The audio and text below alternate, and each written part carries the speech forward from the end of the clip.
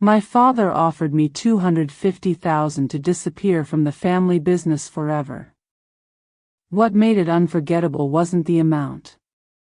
It was the applause. The ballroom inside the Ritz-Carlton Atlanta glittered with crystal chandeliers and old-money confidence.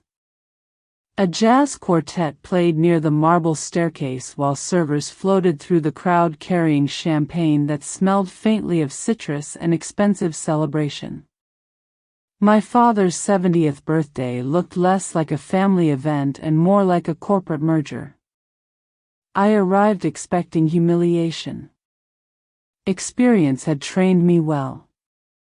As the darker-skinned daughter of the Brooks family, I had spent years watching my accomplishments become footnotes while my younger sister, Brielle, became the headline. I graduated at the top of my law school class. Brielle got a party. I built a respected corporate litigation practice. Brielle got featured in lifestyle magazines. Tonight, I wore a tailored black silk gown and the calm expression that had become my armor. At 8:43 p.m., my mother touched my elbow with practiced sweetness.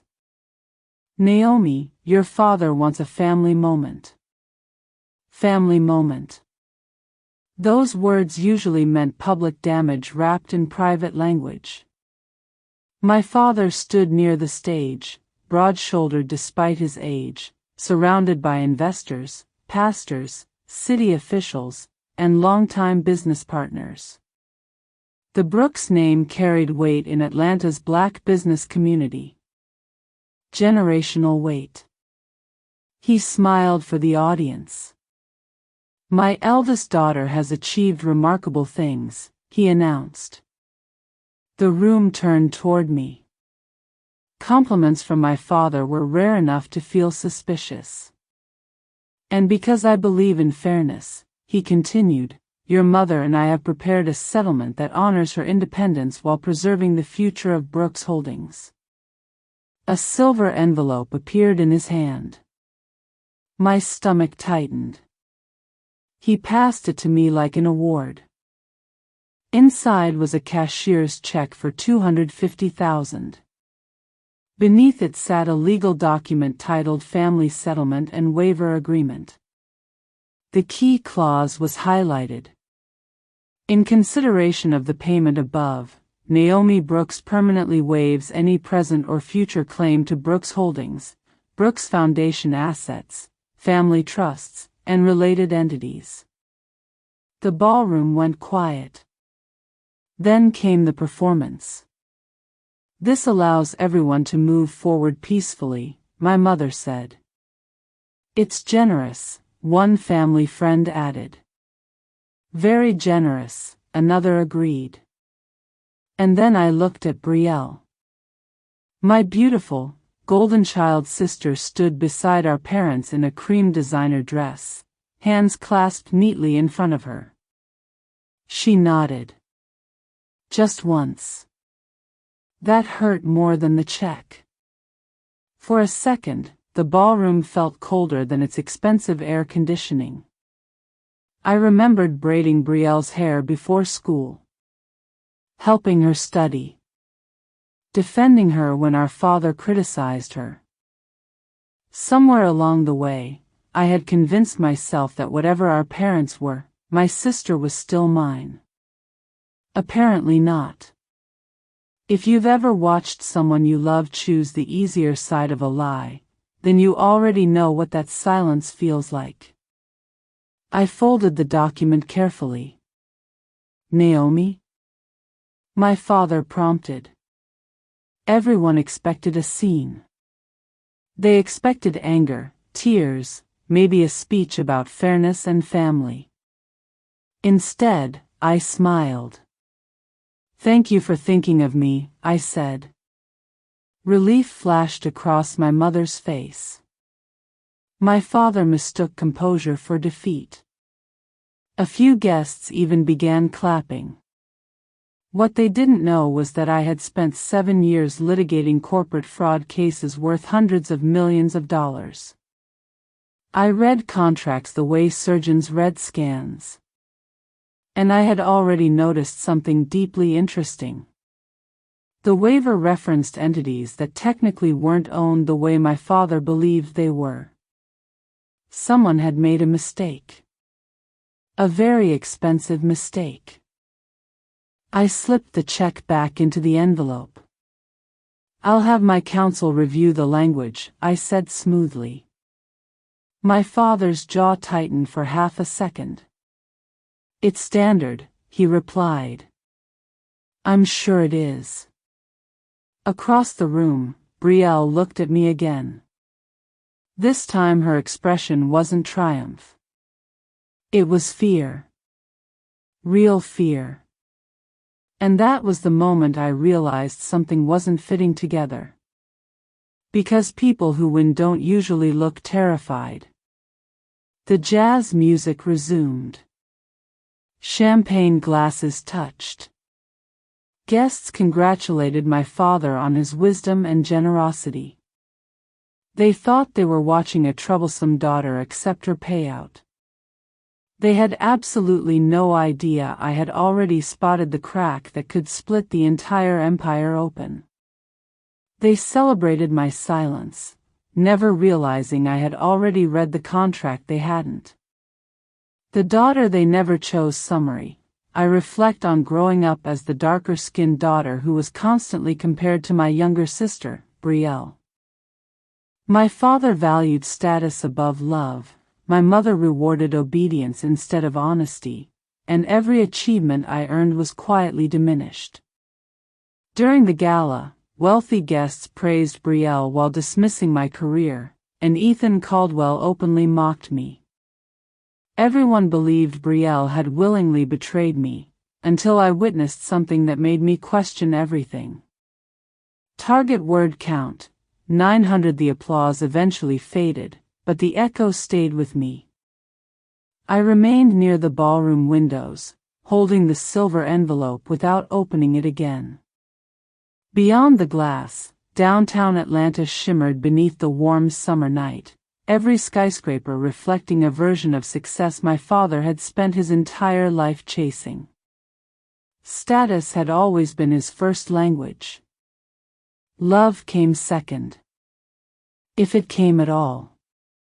Growing up, I learned very early that achievements weren't celebrated equally inside the Brooks household. My father measured every accomplishment the way bankers measured quarterly profits. Everything had a value. Everything had a ranking. Everything had a winner. Unfortunately, I rarely qualified. I still remembered bringing home my 5th grade science trophy. I had spent 3 months building a solar-powered irrigation model for underserved farming communities. My teacher called it exceptional. I walked into the house believing my father might finally look at me with pride.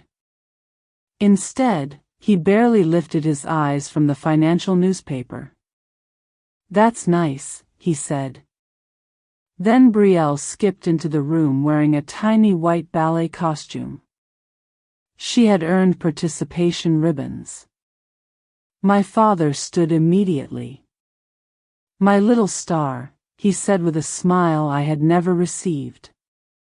That smile became one of my earliest memories of disappointment. As we grew older, the pattern only became clearer. When I earned a full scholarship to law school, my mother reminded everyone that Brielle had been invited to model for a department store campaign. When I graduated first in my class, the family hosted a dinner because Brielle had become social chair of her university sorority.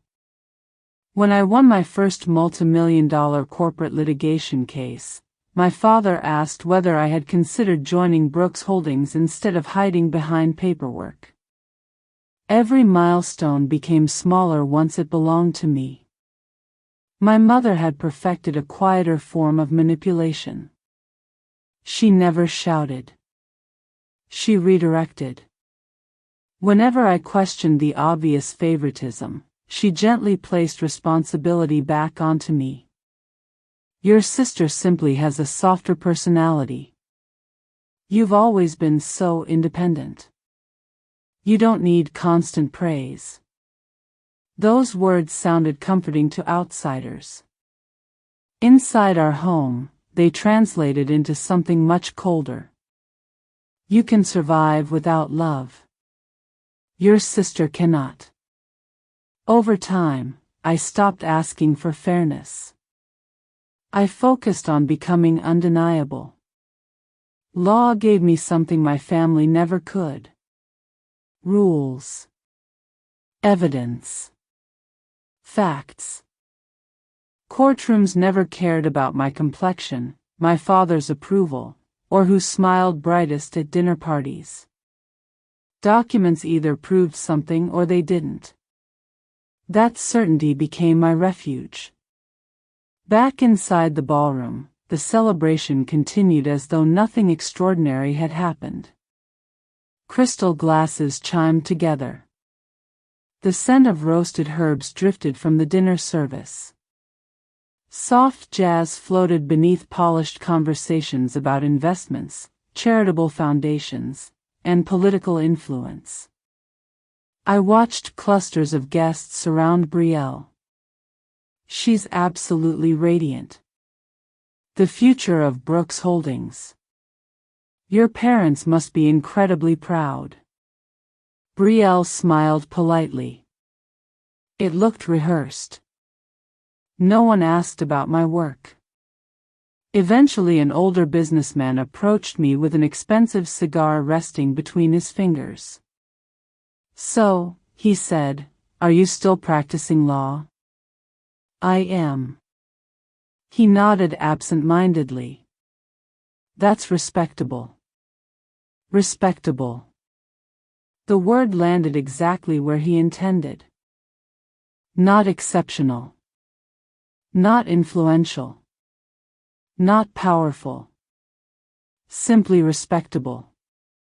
Before I could answer, another voice joined us. "I've heard impressive things about you." I turned toward a tall man in an impeccably tailored navy tuxedo. Silver cufflinks. Perfect posture. The confidence of someone accustomed to entering rooms already believing he owned them.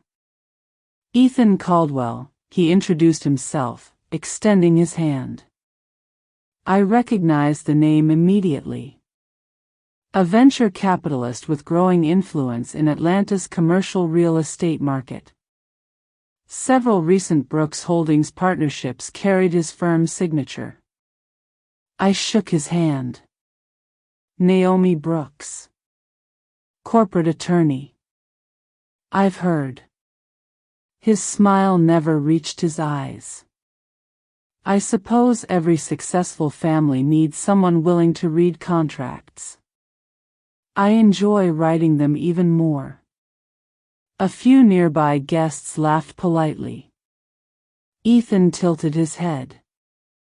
Still, lawyers usually advise the people making executive decisions. His tone remained friendly. His meaning wasn't. I prefer making decisions backed by enforceable agreements, I replied. He chuckled. That's exactly why you'll never be executive material. Silence settled between us. He lifted his champagne glass. Don't take that personally. Leadership requires vision. Legal departments simply clean up afterward. Several guests smiled. No one corrected him. No one defended me. I simply returned his gaze. I appreciate your perspective. I imagine you do. He walked away believing he had won something. What Ethan didn't know was that people who underestimated attorneys often became their most valuable witnesses. Across the ballroom, my father laughed beside Ethan as though they had known each other for years. The partnership looked effortless. Natural. Profitable. Exactly the kind of alliance my father admired. I shifted my attention toward Brielle again. She had just followed Ethan into a smaller conference room beside the ballroom. Curiosity outweighed pride. Keeping my distance, I watched through the partially open doorway. Ethan placed several documents on the polished mahogany table. He pointed to a signature line. Brielle hesitated. Even from across the room, I noticed her hands trembling. She quietly signed. Ethan immediately collected the papers without thanking her. Then he leaned closer. Too close. He whispered something I couldn't hear. Brielle nodded once. When he left the room, she remained alone. She covered her mouth. A single tear rolled down her cheek. Then another.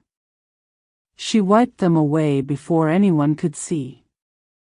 Everyone believed my sister had willingly stood against me.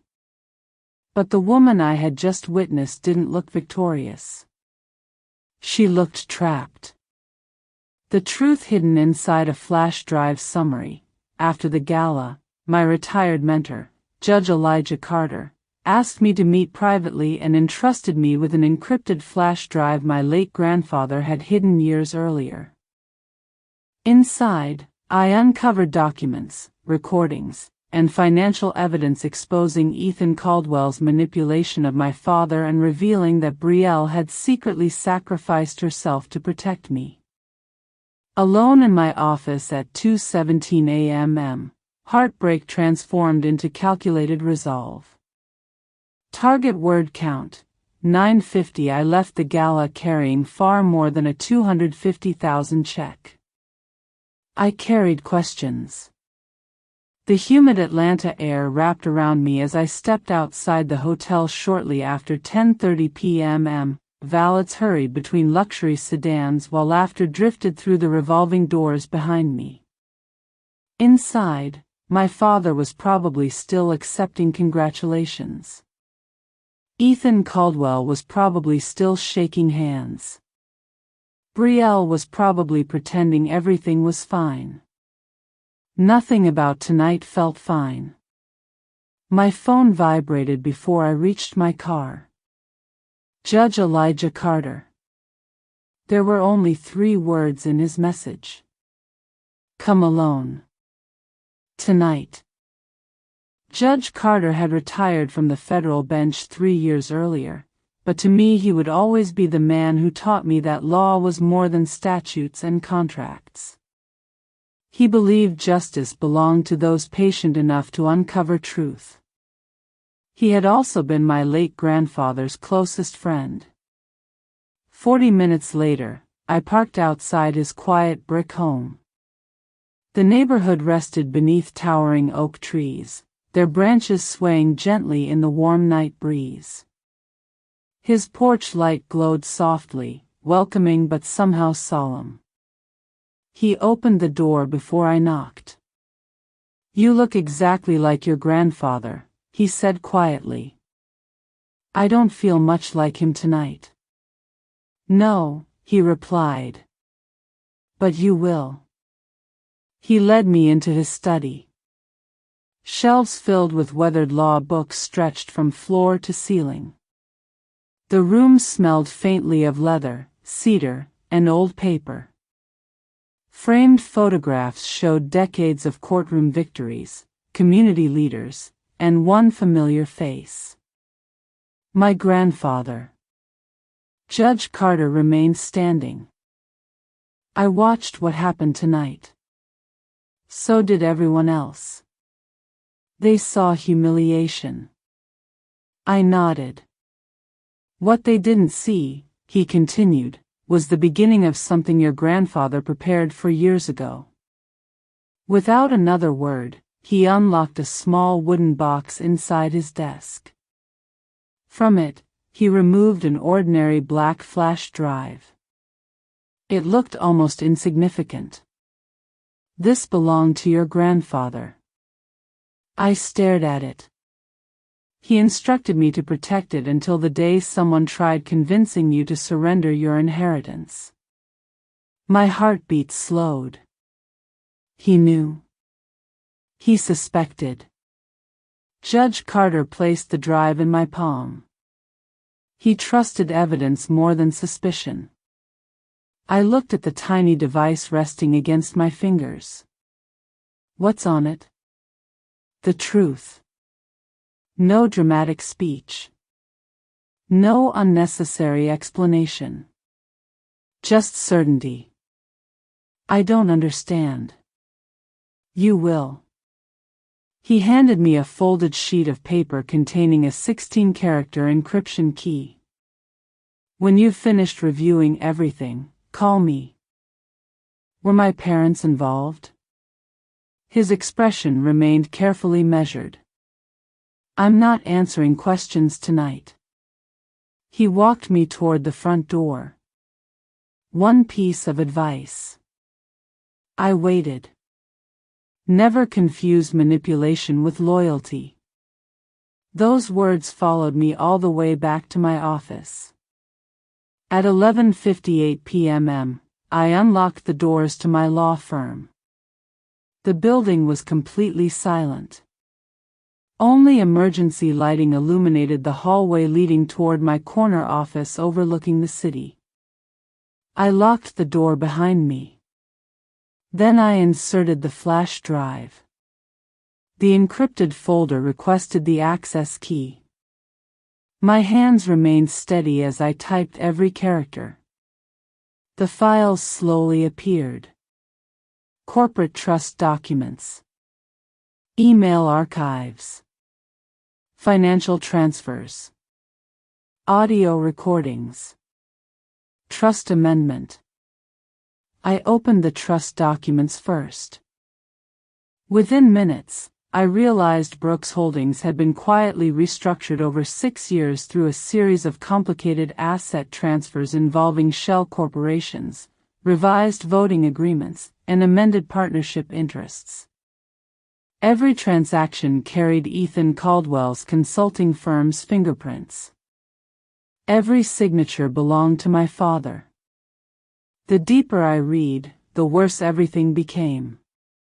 Several internal emails revealed Ethan repeatedly describing me as legally dangerous. Another message chilled me. Naomi's independence makes her difficult to control. Brielle remains the better public face. A second email followed only days later. Older donors respond more favorably to Brielle. Naomi projects confrontation rather than comfort. The language remained polished. The prejudice did not. Ethan had carefully weaponized racial bias without ever stating it directly. He convinced my father that lighter skin photographed better, attracted investors more easily, and represented stability. Business strategy. That was the label. Discrimination was the reality. I opened another folder. Wire transfers. Millions of dollars moved through consulting accounts before returning to businesses connected to Ethan's investment network. Consulting fees. Strategic advisory payments. Executive restructuring expenses. Everything appeared legitimate. Until it didn't. The recorded conversations explained the missing pieces. I pressed play. My father's voice filled the office. If Naomi questions anything. Ethan interrupted. She'll litigate. A pause. Then perhaps she shouldn't remain close enough to question it. Another recording. If she believes the family rejected her, Ethan said calmly, she'll build her own life elsewhere. Silence. Then my father sighed. I never wanted to lose her. You won't lose her. Another pause. You'll simply redirect her. My chest tightened. Every rejection suddenly looked different. Every cold dinner. Every forgotten celebration. Every impossible comparison. Someone had been carefully engineering distance. Then I opened the final folder. Hidden Trust Amendment. The document bore my grandfather's signature. Its language was unmistakable. If Brooks Holdings experienced fraudulent restructuring or fiduciary misconduct, specific trust protections automatically shifted controlling authority into an independent legal review process. A process my father clearly believed no longer existed. My grandfather had anticipated betrayal. Then I discovered something else. A folder named simply, Brielle. Inside were emails I had never imagined reading. Messages sent from Brielle to Ethan. Leave Naomi out of this. I'll attend the meetings instead. Don't involve her. She doesn't deserve this. Dozens. Then dozens more. She had volunteered to become the public face Ethan wanted. Not because she craved attention. Because she believed it protected me. The sister I had blamed for years hadn't stolen my place. She had been standing between me and something far worse. I looked toward the dark windows overlooking Atlanta. For the first time in years, I allowed myself to cry. Not loudly. Not dramatically. Just quietly. The tears came without permission. At exactly 2:17 a.m., I lowered my head into my hands. I mourned the childhood I thought I'd understood. I mourned the father who had been manipulated. I mourned the sister I had judged unfairly. Then the tears stopped. I wiped my face. Straightened the stack of documents. Opened a legal notebook. Evidence first. Emotion later. What they didn't know was that I finally understood the entire board. And once you understand the board, you stop reacting. You start positioning. That was the night forgiveness stopped being weakness, and became strategy. The sister I never really knew summary. After discovering the hidden files left by my grandfather, I secretly reunited with my sister, Brielle. She finally revealed the truth behind years of silence, explaining how Ethan Caldwell had manipulated our parents and threatened to destroy my career with fabricated financial crimes unless she cooperated. Together, we quietly began collecting evidence while everyone responsible believed they had already won. Target word count. 9:30. The hardest meeting of my life wasn't held inside a courtroom. It happened across a small wooden table in a quiet neighborhood cafe at exactly 7:15 a.m. The place smelled of fresh coffee, toasted bread, and cinnamon. Morning sunlight poured through wide windows, warming the polished floor while soft jazz drifted through hidden speakers. I arrived 10 minutes early. Old habit. Lawyers survived by controlling the clock whenever possible. Brielle walked in wearing oversized sunglasses and a simple gray sweater. There were no designer labels. No perfectly rehearsed smile. No audience waiting to admire her. For the first time in years, she simply looked exhausted. She sat across from me without speaking. Neither of us reached for the menu.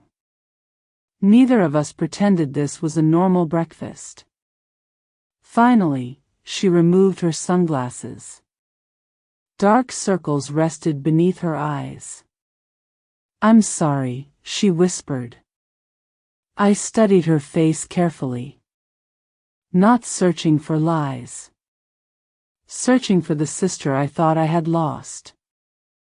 I know about the flash drive. Her eyes widened immediately. Judge Carter gave it to you. I nodded. And Granddad's files. A tear gathered before she blinked it away. So now you know. I know enough to realize I don't know everything. The waitress quietly placed 2 coffees on our table before disappearing. Neither of us touched them. I folded my hands together. Start wherever it hurts the least. Brielle gave a small, humorless smile. That doesn't leave many options. Silence settled between us. Then she finally began. The first time Ethan approached me was almost 5 years ago. She looked down at the untouched coffee. He said you had made unauthorized transfers while representing one of your corporate clients. I frowned. I never did. I know. She swallowed carefully. He showed me documents. What kind? Bank statements. Wire confirmations. Internal accounting records. I immediately understood. Fabricated evidence. Professionally prepared. Dangerously convincing. He said federal investigators would eventually find them. My breathing remained steady. He promised he could make everything disappear. If. She nodded. If I convinced you to stay away from Brooks Holdings. I leaned back slowly. So every family argument was designed. Every comparison. She lowered her eyes. Every one. The words should have made me angry. Instead, they made me unbearably sad. You could have told me. I tried. She laughed bitterly. Every time I hinted something was wrong, Ethan reminded me those fake documents would destroy your law license. My stomach tightened. A corporate attorney accused of financial misconduct rarely recovered professionally, even after complete exoneration. He understood exactly where to aim. He said clients would leave. He said newspapers would print corrections too late. He said your reputation would die long before the truth survived. I closed my eyes briefly. Not because I doubted her. Because I believed every word. Ethan knows how power works, I said quietly. He does. He counts on fear arriving before facts. Brielle nodded. And he always seemed one step ahead. I reached into my leather briefcase and removed several printed emails from my grandfather's files. She recognized them instantly. You found those. I found all of them. She stared silently at the pages. I thought he deleted everything. He missed more than he realized. For the first time that morning, hope appeared in her expression. Small. Fragile. Real. Over the following hour, our conversation slowly shifted from pain toward strategy. We stopped asking why. We started asking how. How had Ethan gained so much influence over my father? How had he quietly inserted himself into nearly every Brooks Holdings decision? The answer appeared inside another folder from the flash drive. Consulting agreements. Investment partnerships. Acquisition proposals. Every document used identical language. Modernization. Operational efficiency. Strategic restructuring. Respectable phrases. Dangerous intentions. Ethan had approached dozens of aging black business owners throughout Atlanta with nearly identical promises. He praised their legacy. He offered sophisticated financial planning. He introduced predominantly white investment groups as strategic partners rather than controlling interests. Within 3 years, several families had quietly lost voting control over companies built across generations. They trusted him, Brielle whispered. They trusted the image. He looked successful. He sounded successful. And everyone assumed he knew better. I looked across the cafe window toward busy downtown streets. White privilege rarely announced itself openly. Sometimes it wore expensive suits. Sometimes polished credentials. Sometimes carefully practiced confidence. Ethan never needed to insult black business owners directly. He simply convinced them they required someone who looked like him to compete in larger financial circles. My father believed him. Not because he hated his own community. Because he feared losing status inside it. Status had always been his greatest weakness. We can prove this, I said. Brielle looked uncertain. How? Patterns. She waited. Fraud almost always leaves patterns. Over the next several days, we met quietly in different locations across Atlanta. Public libraries. Private conference rooms. Judge Carter's office. My law firm's secure document archive. We assembled timelines. Compared signatures. Verified financial transfers. Cross-referenced board meeting minutes. The evidence became stronger every day. What they didn't know was that every document they created to strengthen Ethan's position was becoming evidence against him. Meanwhile, life continued exactly as our enemies expected. My father proudly discussed future expansion plans. My mother hosted charity luncheons celebrating Brooks Holdings. Ethan appeared in business magazines describing himself as a visionary investor committed to preserving legacy through innovation. They smiled for photographs. They toasted future success. They believed every obstacle had already been removed. They thought I had accepted my payout. They thought Brielle remained loyal. They thought the family had finally become manageable. Every celebration became another layer of dramatic irony.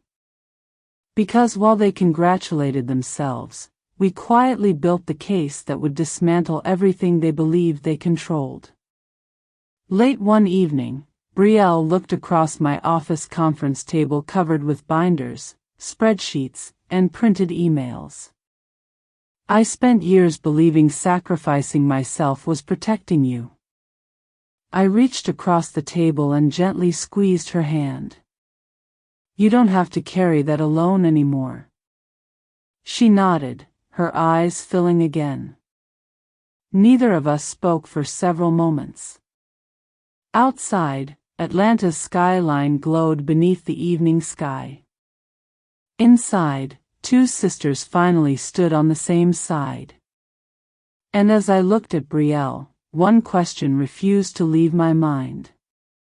If my sister sacrificed herself to save me, who had really destroyed our family?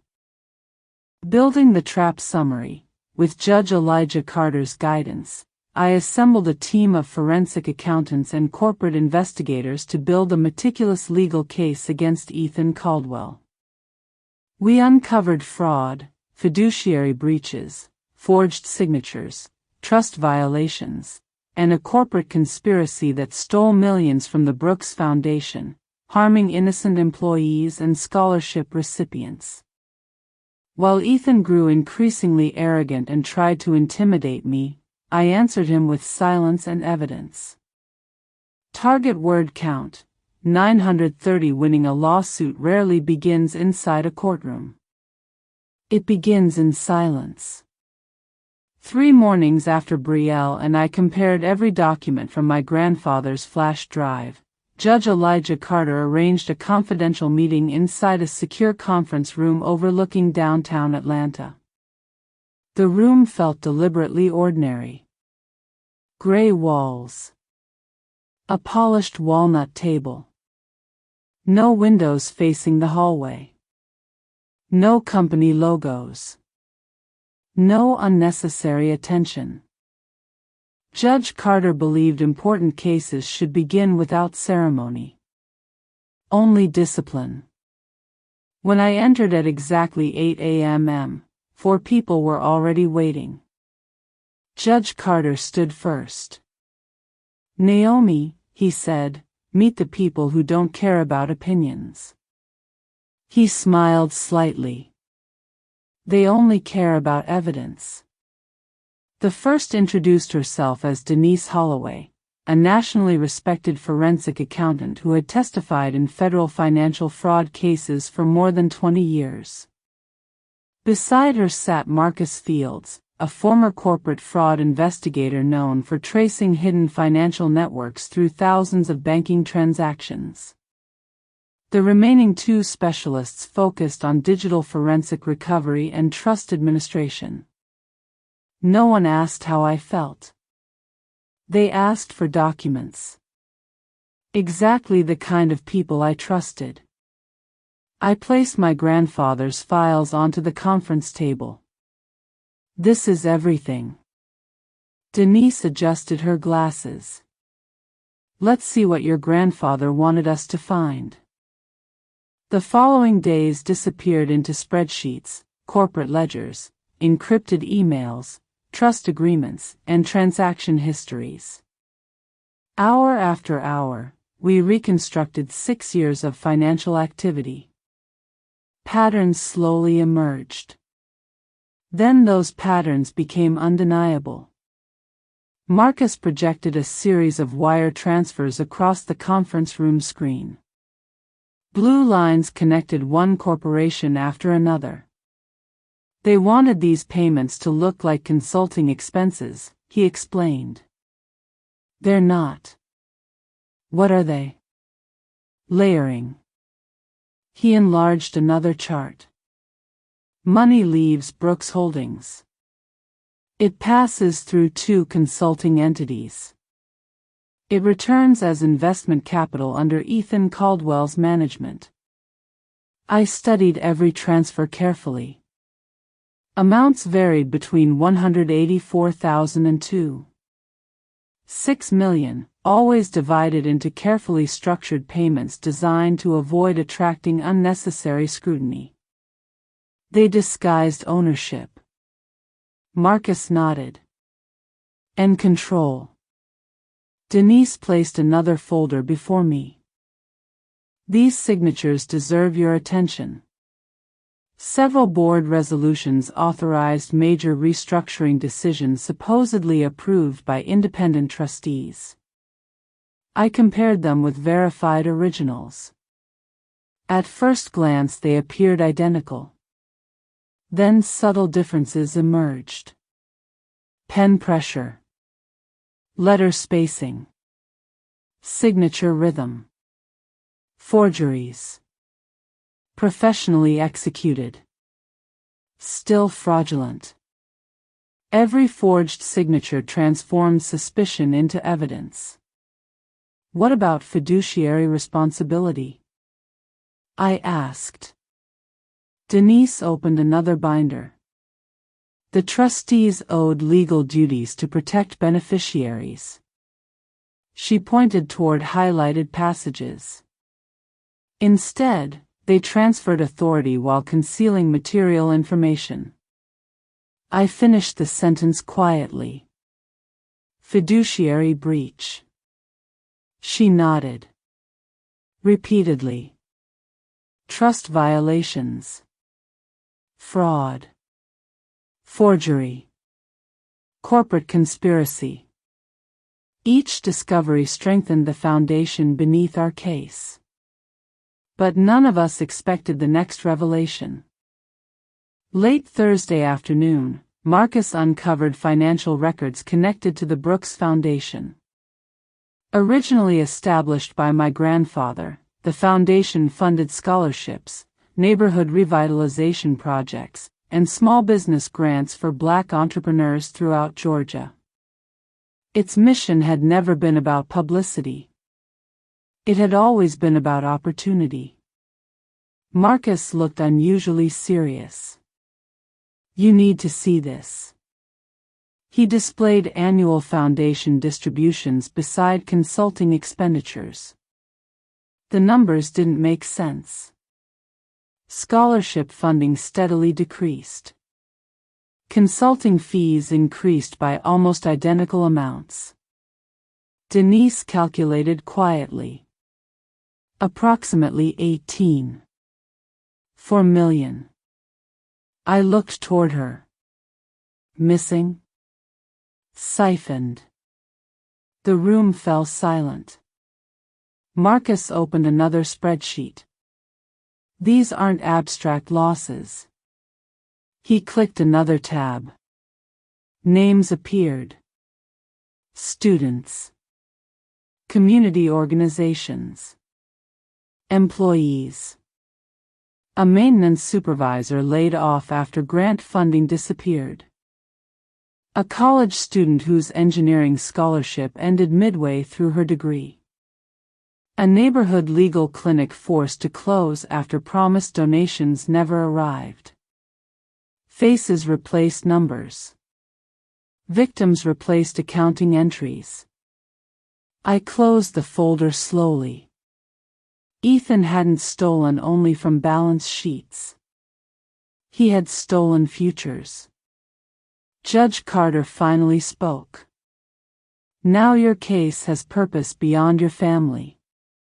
I nodded once. It always should have. What they didn't know was that every innocent person Ethan overlooked would become another reason we refused to settle quietly. The following week, Ethan requested a private lunch. I accepted immediately. He chose an exclusive members-only club overlooking the city. Everything about the restaurant reflected expensive confidence. Dark wood. White linen. Perfectly rehearsed service. Ethan arrived wearing another immaculate navy suit. He smiled as though we were discussing business opportunities rather than legal disaster. "I'm glad you came." "So am I." Wine was poured. Neither of us touched it. He leaned comfortably against his chair. "I've been thinking about your situation." I remained silent. "You've always been intelligent." A pause. "Just misdirected." I folded my hands. The legal profession attracts people who enjoy serving others. He smiled politely. Leadership requires something different. I simply watched him. He mistook patience for uncertainty. "You could have worked beside your father." Another pause. "Instead, you became someone who writes opinions for people above your station." I offered no response. His confidence expanded. "You belong beneath executives, Naomi." The words hung comfortably in the air. He believed them. "You review decisions. You don't make them." Still I said nothing. Silence often encouraged arrogance to keep speaking. Exactly as it did now. Ethan sighed dramatically. "I'll give you one final piece of advice." He leaned closer. "Accept the settlement." His voice lowered. If you continue asking unnecessary questions, you'll discover how quickly respected attorneys lose their reputations. I met his eyes calmly. No reputation survives public scandal. He smiled. I'd hate for yours to disappear forever. For several seconds neither of us moved. He expected fear. He expected negotiation. Perhaps even gratitude. Instead, I picked up my untouched water glass, took a slow sip, and placed it carefully back onto the table. Thank you for sharing your thoughts. Confusion briefly crossed his face. That was all I offered. Nothing more. He believed he had dominated the conversation. He believed he had reinforced his superiority. He believed his threats had reached their target. What he didn't know was that every sentence he volunteered revealed exactly how confident he remained. And overconfident people almost always talk themselves into losing. He believed he was intimidating me. I was simply waiting for him to finish talking. The silence that destroyed him. Summary: the Brooks Legacy Foundation's annual charity gala became the stage for the truth. Surrounded by federal judges, CEOs, bank executives, journalists, and community leaders, I arrived prepared for the final confrontation. Ethan Caldwell believed he could humiliate me one last time, but Judge Elijah Carter quietly released certified evidence exposing years of fraud, forged signatures, trust violations, and financial theft. I barely spoke.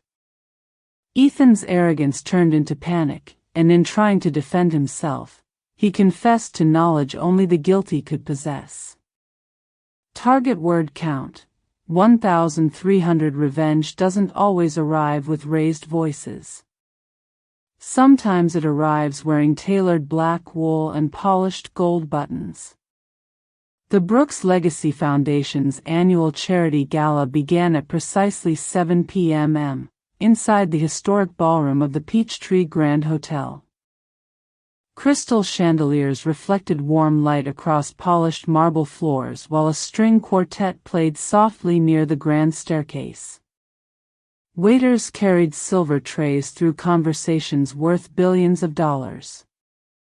This wasn't merely a fundraiser. It was where Atlanta's most influential people quietly measured one another.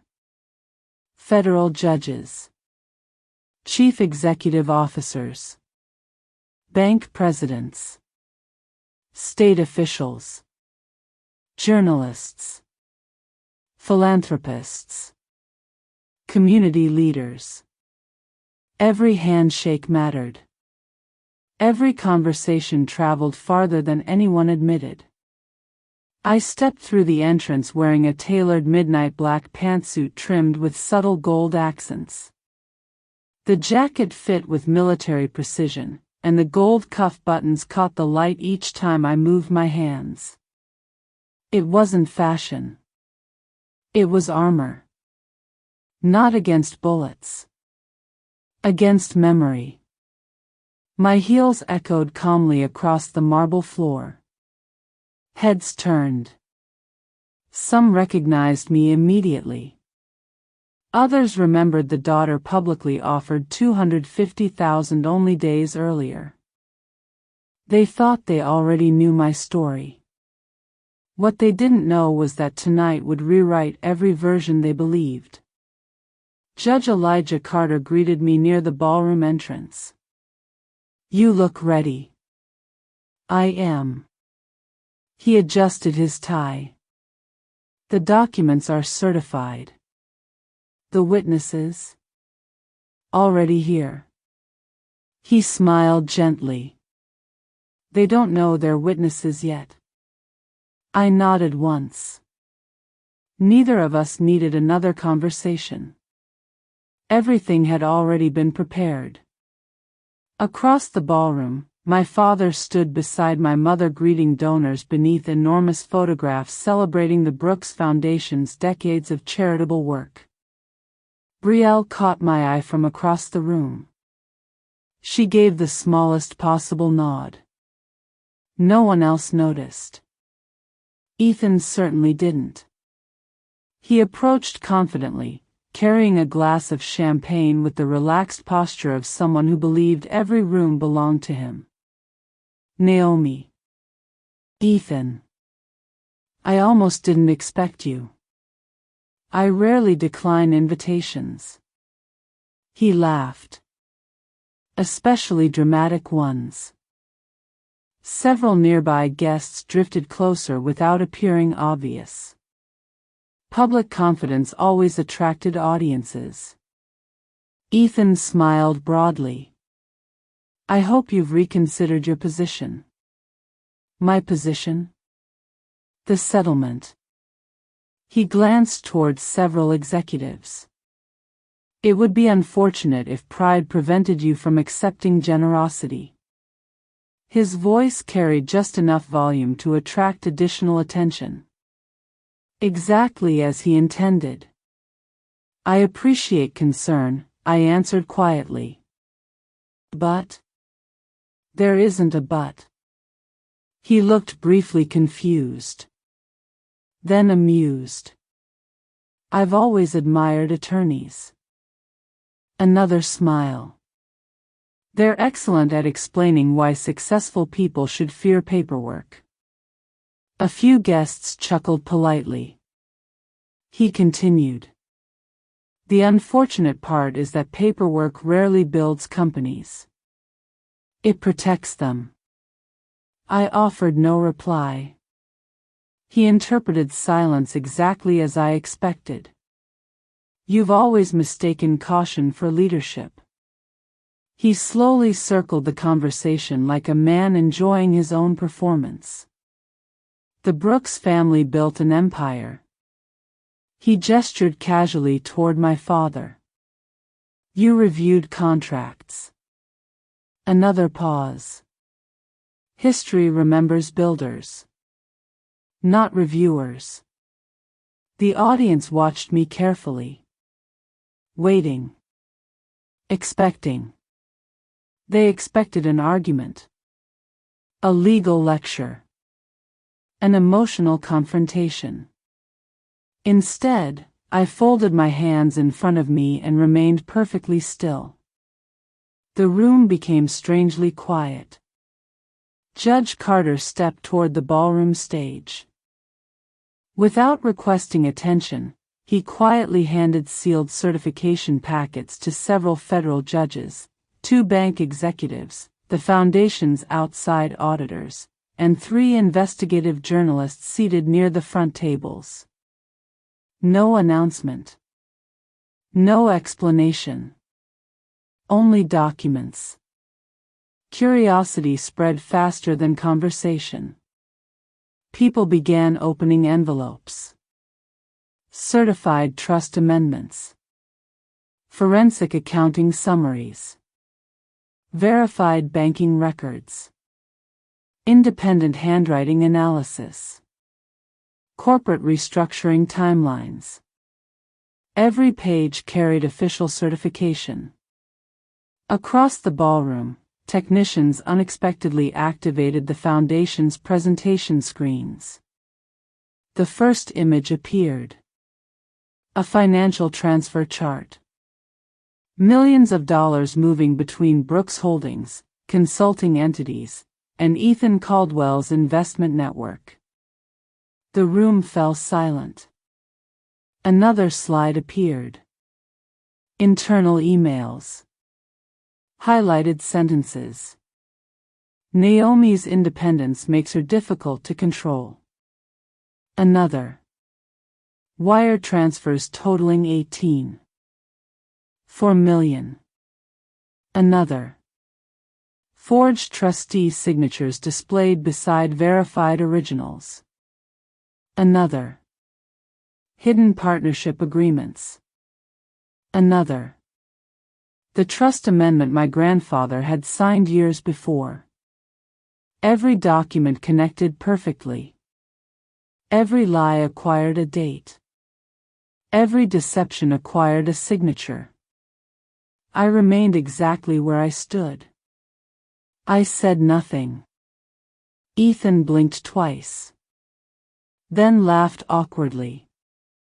"This is ridiculous." No one answered him. He looked toward my father. "There has to be some misunderstanding." My father stared at the presentation screen without speaking. Judge Carter quietly walked between tables distributing additional certified copies. Journalists began taking notes.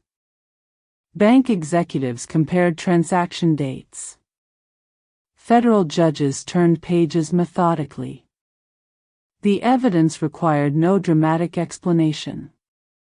It explained itself. Ethan finally looked at me. "You planned this." I met his eyes calmly. Still nothing. His breathing quickened almost imperceptibly. "You manipulated these records." Silence. He looked around the ballroom. Surely nobody actually believes. Nobody interrupted. Nobody defended him. That frightened him more than any accusation could have. He took another step forward. "Those consulting payments were authorized." Silence. "They were approved through restructuring." Still nothing. His voice grew louder. "The board understood every transaction." A journalist raised an eyebrow while reviewing another document. Ethan noticed. "No." He corrected himself immediately. "They didn't need every detail." Another pause. "I mean." His sentences began colliding. The trust wasn't active anymore. My heart remained perfectly steady. He had just referenced information contained only inside confidential trust documents. Documents never publicly disclosed. Several heads slowly turned toward him. He noticed too late. "I only assumed." He stopped. Then started again. The amendment couldn't legally. Another mistake. No one had mentioned an amendment aloud. Judge Carter hadn't. I hadn't. Neither had anyone reviewing the packets. Ethan swallowed hard. "I mean." His confidence dissolved word by word. He looked desperately toward my father. "Richard." "Nothing. You know those signatures were." He froze. Another fatal hesitation. Because he had almost said recreated. Instead, he whispered, "Valid." Too late. Denise Holloway, my forensic accountant, quietly stood from one of the guest tables.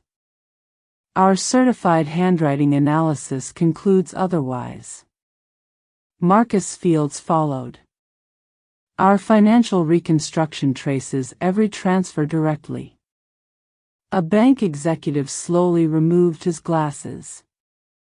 Another judge closed the certification folder with deliberate care. The silence surrounding Ethan became almost physical. He attempted one final defense. "You can't prove intent." Judge Carter answered for the first time all evening. "You just did." Ethan looked confused. "What?"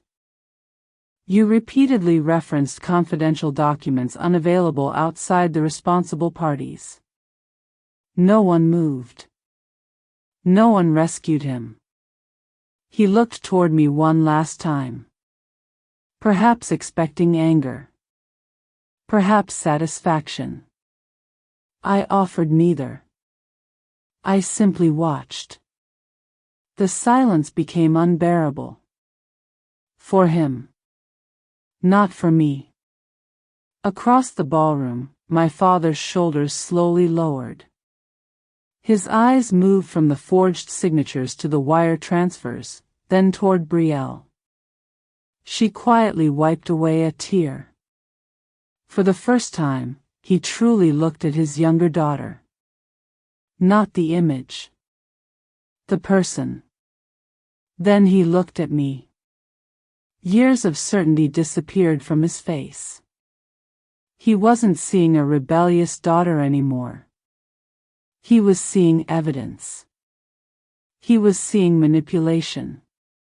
He was seeing every moment he chose appearances instead of truth. Journalists quietly photographed the presentation screens. State officials stepped aside to make private phone calls. Bank executives spoke softly among themselves. Nobody celebrated. Truth rarely sounded joyful. It sounded heavy. Ethan finally understood something I had known for weeks. He had never been fighting me. He had been fighting the evidence. And evidence never becomes emotional. It simply waits. Judge Carter closed the final certification folder. I believe we've all seen enough. No applause followed. None was necessary. The room already understood everything. For the first time in my life, everyone believed me without my saying another word. What forgiveness really cost. Summary.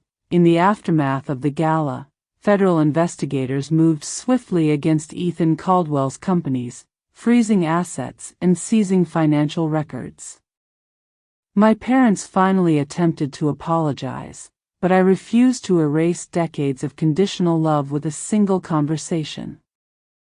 I chose accountability instead of humiliation, forgave Brielle without hesitation, and dedicated recovered funds to creating opportunities for young Black women pursuing careers in law and business.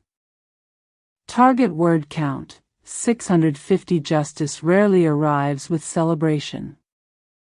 Most of the time, it arrives carrying boxes. By 8:15 a.m., the morning after the gala, federal investigators entered Ethan Caldwell's corporate headquarters with court-authorized warrants. Financial crimes agents carried sealed evidence containers while forensic specialists disconnected servers and secured hard drives. Outside, reporters gathered behind temporary barricades as cameras documented every quiet step. There were no dramatic arrests on live television. Only procedure. Only evidence. Only consequences. Within hours, multiple financial institutions froze Ethan's corporate accounts pending investigation. Several pending acquisitions were suspended, investment partners withdrew, and regulatory agencies requested immediate access to years of financial records. The empire he had carefully constructed did not collapse because of rumors. It collapsed because documents refused to lie. What they didn't know was that my greatest victory had never been destroying Ethan. It had been proving the truth without becoming consumed by hatred. Late that afternoon, I returned to my office expecting another strategy meeting. Instead, my receptionist quietly informed me that my parents were waiting. Together. I stood outside the conference room for several seconds before opening the door. My father rose first. For the first time in my life, he looked older than his years. Not physically. Emotionally. My mother remained seated, twisting a folded handkerchief between trembling fingers. Neither of them spoke immediately. The silence felt unfamiliar. My father finally cleared his throat. Naomi. His voice carried none of its usual authority. I was wrong. Simple words. Heavy words. I trusted the wrong man. I listened without interrupting. I believed appearances instead of asking questions. He lowered his eyes. I failed you. My mother quietly reached across the table. I should have protected both of my daughters. Tears filled her eyes. I kept asking for peace when I should have demanded truth. I believed they regretted what had happened. I also understood something equally important. Regret does not erase history. I slowly took my seat across from them. I appreciate your apology. Both of them looked toward me. But we cannot pretend this began with Ethan. Neither answered. He exploited wounds that already existed. The room became still. For years, love in this family depended on performance. I kept my voice calm. When I succeeded, I was told to remain humble. When Brielle succeeded, everyone celebrated. When I questioned the difference, I became the problem. Neither denied it. Neither could. I forgive you. My mother's shoulders relaxed instantly. Before hope could fully settle across their faces, I continued. Forgiveness is not the same as restored trust.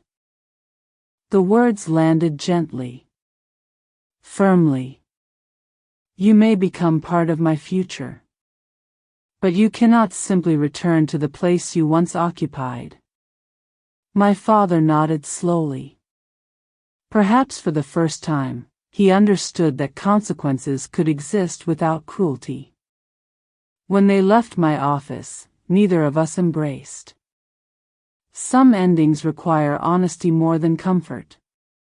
That evening, Brielle arrived carrying 2 cups of coffee from our favorite neighborhood cafe. She smiled nervously. I wasn't sure whether you'd still like hazelnut. I accepted the cup. I never stopped. She laughed softly. Then the laughter became tears. I'm so sorry. I stepped forward and wrapped my arms around her.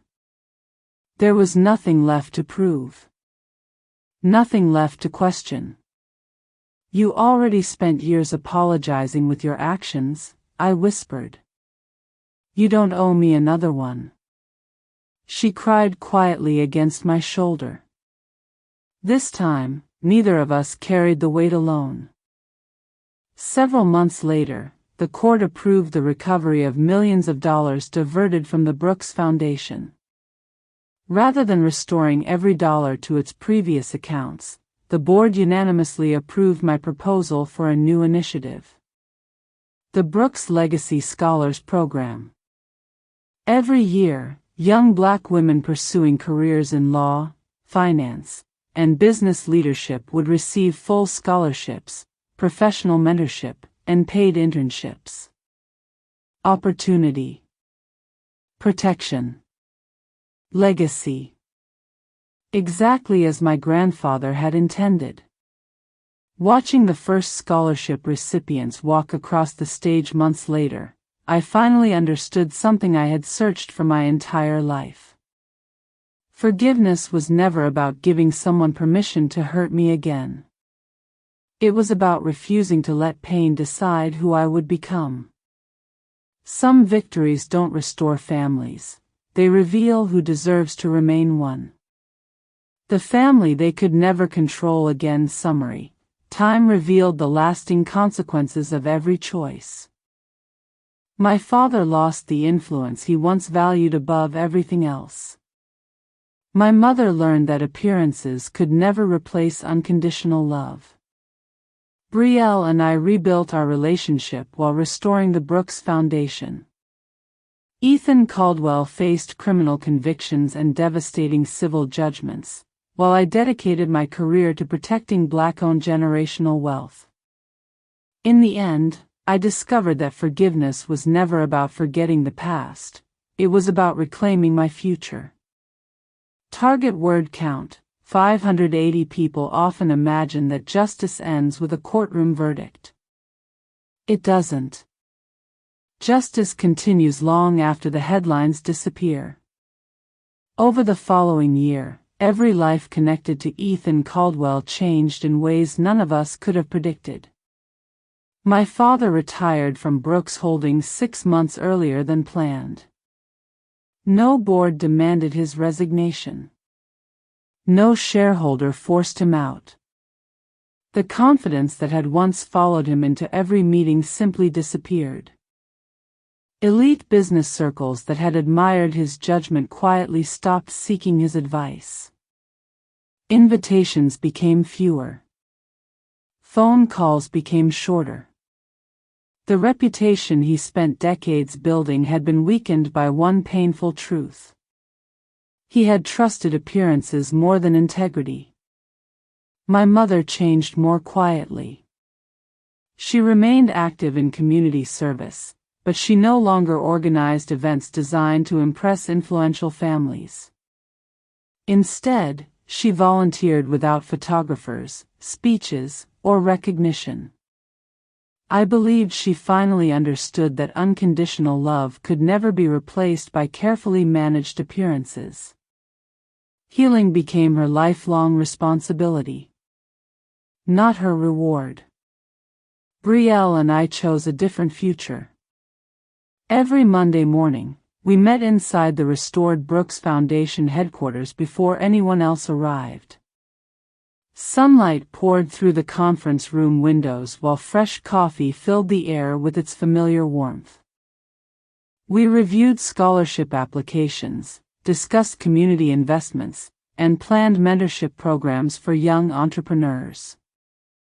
Years of misunderstanding gradually gave way to honest conversations. Trust wasn't rebuilt overnight. It was rebuilt one truthful day at a time. Watching my sister smile without fear became one of the quietest victories of my life. Ethan Caldwell's future looked very different. After months of criminal proceedings and civil litigation, multiple courts found him liable for extensive financial fraud, conspiracy, and fiduciary misconduct. Civil judgments eventually exceeded $48.6 million, permanently dismantling the business empire he had spent years constructing through deception. Professional licenses disappeared. Investment partnerships ended. His carefully polished reputation became a warning discussed in corporate ethics seminars instead of executive boardrooms. In the end, arrogance became the witness that convicted him. As for me, I never returned to the person I had been before that gala. I became someone stronger. Over the next several years, my law firm expanded into offices across multiple states, representing Black-owned businesses, family trusts, nonprofit organizations, and entrepreneurs determined to protect generational wealth from manipulation disguised as opportunity. Every client reminded me why evidence mattered, why preparation mattered, why silence, when chosen wisely, could become extraordinary strength. If you've stayed with me until this moment, I want to leave you with something more valuable than my victory. Forgiveness is not forgetting. It is not pretending betrayal never happened. It is not excusing people who chose comfort over truth. Sometimes forgiveness simply means refusing to let someone else's decisions become the foundation of your identity. You can forgive someone and still require accountability. You can love someone and still establish boundaries. You can walk away without carrying bitterness for the rest of your life. That choice belongs to you. My family was never perfect. It never will be. But it is finally honest. And honesty built something control never could. The day I forgave my sister wasn't the day I lost my anger. It was the day I stopped letting someone else's betrayal write the ending of my story.